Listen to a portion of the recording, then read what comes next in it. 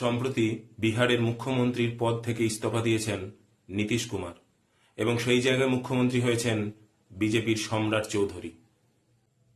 আমাদের দেশে কোনো মন্ত্রী হওয়ার জন্য বা মুখ্যমন্ত্রী হওয়ার জন্য বা প্রধানমন্ত্রী হওয়ার জন্য কোনো রকম শিক্ষাগত যোগ্যতার প্রয়োজন নেই, কিন্তু আমাদের দেশে একটা পিয়নের চাকরি করার জন্য ন্যূনতম 8 পাস যোগ্যতা প্রয়োজন। এই সম্রাট চৌধুরী যাকে নিয়ে কথা বলছি, যিনি এখন বিহারের মুখ্যমন্ত্রী হয়েছেন, ওনাকে একজন সাংবাদিক প্রশ্ন করেছিলেন যে আপনি কত সালে মাধ্যমিক পাশ করেছেন।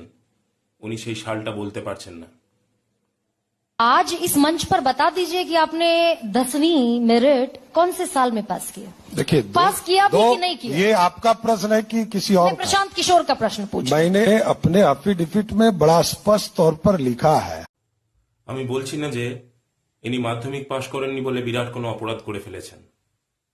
পড়াশোনা সবার হয় না, তার মানে সে কোনো কিছুতেই ভালো করতে পারবে না, এটা হতে পারে না। মানুষকে ভালোবাসতে গেলে কোনো ডিগ্রির প্রয়োজন হয় না, অন্যের বিপদে ঝাঁপিয়ে পড়তে গেলে কোনো ডিগ্রির প্রয়োজন হয় না, অন্যকে সাহায্য করতে গেলে একসাথে জোটবদ্ধ হয়ে কোনো কাজ করতে হলে কোনো ডিগ্রির দরকার হয় না। আবার এরকম অনেক মানুষ আছেন যারা অনেক উচ্চশিক্ষিত, কিন্তু তারা পুরোপুরিভাবে দুর্নীতির সাথে যুক্ত হয়েছেন। এরকম অতীতে অনেক উদাহরণ আছে। যত বেশি শিক্ষিত তত বেশি দুর্নীতি, এরকম উদাহরণ আছে। কিন্তু প্রশ্নটা সেখানে নয়।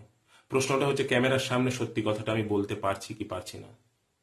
আর একটা কথা, ভারতীয় রাজনীতির নীতি, নৈতিকতা, মূল্যবোধ আজকে কোন পর্যায়ে গেছে। ইনি প্রথমে লালু প্রসাদের দল করতেন, সেখানে ঠিকমতো সুবিধা করতে পারেননি বলে নীতিশের দলে গেছিলেন, এবং নীতিশের দলে গিয়েও সেখানে কোনো রকম মনোমালিন্যের কারণে 2017 সালে ইনি বিজেপিতে এসে যোগদান করেন। এনার কয়েকটি কথাবার্তা শুনুন। কখনো উনি নীতিশকে আক্রমণ করছেন, আবার কখনো উনি বিজেপিকে আক্রমণ করছেন, আবার পরক্ষণেই তাদের পাশে দাঁড়াচ্ছেন। এই যে সারা ভারত জুড়ে সুবিধাবাদী রাজনীতি, এটা পুরো আমাদের দেশকে পিছনের দিকে নিয়ে যাচ্ছে। এটা থেকে আমরা জনগণ আমাদের দায় এড়াতে পারি না, কারণ আমরাই নির্বাচিত করি এই সমস্ত মানুষগুলোকে।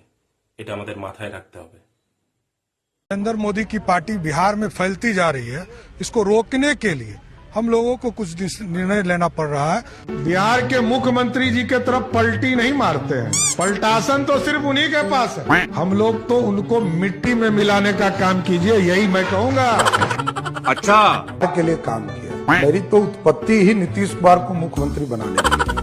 बिहार की जनता नीतीश जी के काम से उनको प्यार करती है। हिपोक्रेसी की भी सीमा होती है।